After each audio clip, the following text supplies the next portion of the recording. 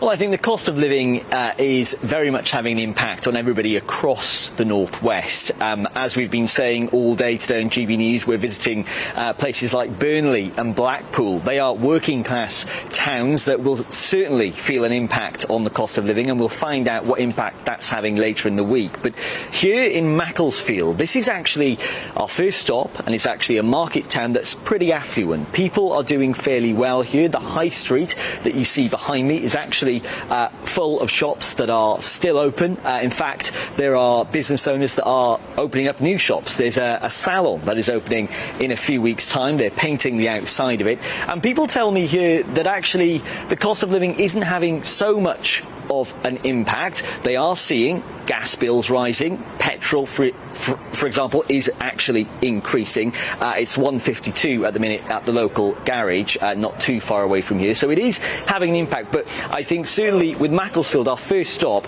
we're trying to, as you say, take a temperature on people's thoughts on various issues that are affecting them. And the cost of living here in Macclesfield isn't having so much of an impact, simply because it is that type of town that is actually doing fairly well, Liam. Well, Bradley, interesting that you've got pretty mixed views. There was a sense here from the business leaders that I was talking to that there is a cost of living crisis here, but because it's a relatively prosperous place, it's not hitting as hard as elsewhere here in the northwest.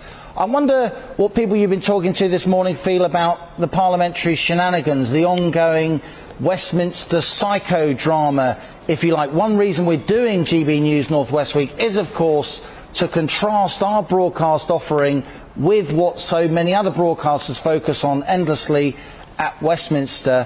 What's the political temperature here, Brad, in Macclesfield? Yeah, Liam, this is a story that is certainly still bubbling, not just in Westminster, but here in Macclesfield.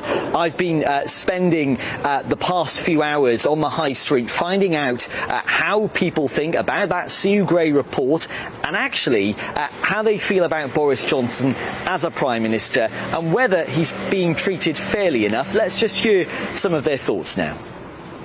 I think it's just another nail in the government's coffin that needs shaking up. It's unacceptable.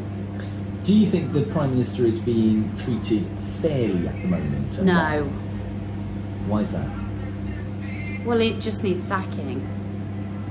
Or he should have resigned months ago. He's out of his depth, so... Well, it's a double-edged sword because, in some respects, he didn't sign up for any of this. In between, he's had a couple of kids. He's managed to get through the Brexit thing and through the COVID thing, and I think he's done very well without that. But at the same time, he's let himself down making rules. You know, you make a rule, you stick to the rule. Everybody sticks to it, you're supposed to, anyway. I think the public have the right to know what was found in that report, and it should be discussed. He is in charge of the government, and at the end of the day it falls on his head. Yes, I think they've done good things with the vaccine, but that's not just him, that's other people under him, and I think, you know, they've made mistakes. There's been mistakes in his party, and yeah, I do think he should resign. I think he needs to answer for all the disinformation that he's given to us, and he hasn't got integrity anymore, and he's paid to do a job, and part of that job is to have integrity and values. So no, I think he needs to go.